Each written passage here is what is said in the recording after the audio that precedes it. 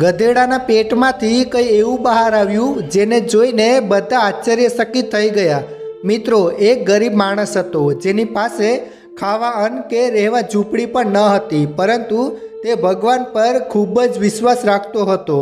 તે પૂરી શ્રદ્ધાથી ભગવાનની પૂજા કરતો હતો અને ભગવાનની સામે હાથ જોડીને પ્રાર્થના કરતો હતો કે હે ભગવાન, કંઈ એવું કર જેનાથી મારી પણ ગરીબી દૂર થઈ જાય। આ માણસ ઉપર 3 યુવાન બહેનો, 2 પુત્રીઓ, વૃદ્ધ માતા અને પત્નીની જવાબદારી હતી। ઉપરથી બિચારાનો કામ ધંધો પણ ઠીકથી ચાલતો ન હતો। તેણે ખૂબ જ મહેનત કરી, પ્રયત્નો કર્યા, પરંતુ ક્યાંયથી એટલી આવક આવતી ન હતી કે તે ઘરનો ખર્ચ પણ ચલાવી શકે। આવી ખરાબ પરિસ્થિતિ હોવા છતાં પણ ઉપરવાળા પરથી તેમનો વિશ્વાસ ક્યારેય ઓછો થયો નહીં। તે નિયમ પ્રમાણે મંદિરે જતો અને ભગવાનની પૂજા અર્ચના કરતો, પરંતુ એક દિવસ તે ખૂબ જ બીમાર પડે છે અને પથારીવશ થઈ જાય છે, જેથી તે કામ પર પણ જઈ શકતો નથી અને ઘરની પરિસ્થિતિ તો પહેલાંથી જ ખરાબ હતી। ઉપરથી માંદગીને કારણે ઘરમાં જે 2 પૈસાની આવક હતી તે પણ બંધ થઈ ગઈ। હવે પરિવારના સભ્યો પાસે કોઈ પણ વિકલ્પ ન હતો, તેથી 3 જુવાન બહેનોએ કામે જવાનું નક્કી કર્યું, કારણ કે ગમે તેમ કરીને ઘરનો ખર્ચ તો ચલાવો ને। જો કે આ વ્યક્તિ ક્યારેય ઈચ્છતો ન હતો કે તેની બહેનો કામ પર જાય, પરંતુ તેની સામે એવી સ્થિતિ ઊભી થઈ ગઈ હતી કે તેઓને મજબૂરીમાં કામે જવું પડતું હતું। મિત્રો, આ વ્યક્તિને તેના ભગવાનમાં પૂરો વિશ્વાસ હતો કે આ મુશ્કેલ પરિસ્થિતિમાં ભગવાન ચોક્કસ તેનો સાથ આપશે અને આવું જ કંઈ થયું। એક દિવસ જ્યારે તે માણસ સાજો થઈને તેના નિયમ અનુસાર મંદિરમાં જાય છે, પૂજાપાઠ કરે છે અને ભગવાનને પૂછે છે કે હે ભગવાન, મારી આ હાલત જોઈને મારા પર દયા કરો, કોઈ ચમત્કાર કરો જેથી મારો તમારામાં વિશ્વાસ કાયમ રહે। આટલું બોલતા જ તે વ્યક્તિની આંખમાં આંસુ આવી જાય છે, કારણ કે તેની હાલત એટલી ખરાબ થઈ ગઈ હતી કે ભગવાનની સામે આવતાની સાથે જ તે રડવા લાગે છે। પછી જ્યારે તેઓ પૂજા સમાપ્ત કરીને મંદિરમાંથી બહાર આવે છે તો તેને મંદિરની બાજુમાં એક માણસ મળે છે જેની પાસે એક ગધેડો હતો। તે માણસ કહે છે કે ભાઈ, આ ગધેડો મારી પાસેથી ખરીદી લો।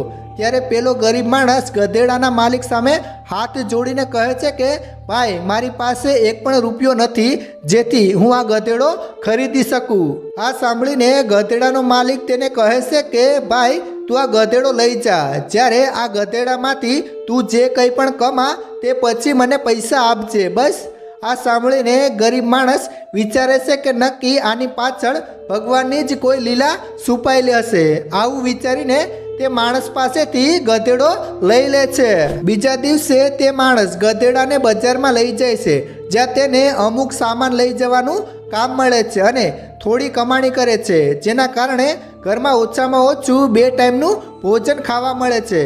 હવે બધું બરોબર ચાલતું હતું, પરંતુ કહેવાય છે ને કે જ્યારે બધું ઓકે હોય ત્યારે જ ભગવાન તમારી પરીક્ષા લેવાનું શરૂ કરે છે। અહીં પણ કંઈ આવું જ થાય છે। જી હા મિત્રો, એક દિવસ એ ગધેડો બહુ જ બીમાર પડે છે। આવી સ્થિતિમાં તે માણસ આ ગધેડાને પ્રાણીઓના ડૉક્ટરોને બતાવવા માટે લઈ જાય છે।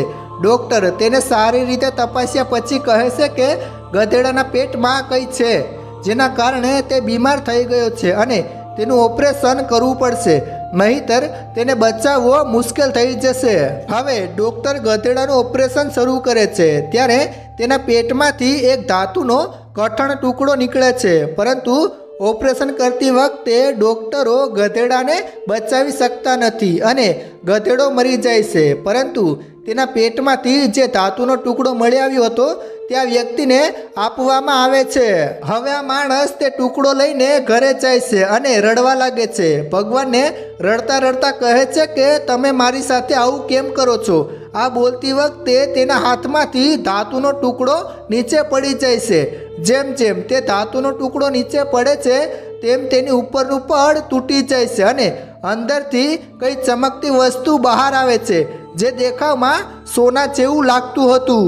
આ માણસ વિચારે છે કે કદાચ આ સોનું છે અને તે દુકાનદાર પાસે લઈ જાય છે। જ્યારે તે દુકાનદારને આ ધાતુનો ટુકડો આપે છે તો દુકાનદાર તેને કહે છે કે તે ખૂબ જ જૂનું અને કિંમતી સોનું છે, તેની કિંમત પણ કરોડોમાં છે। ત્યારબાદ તે ધાતુની બરાબર રકમ લઈને પોતાની ઘરે આવે છે.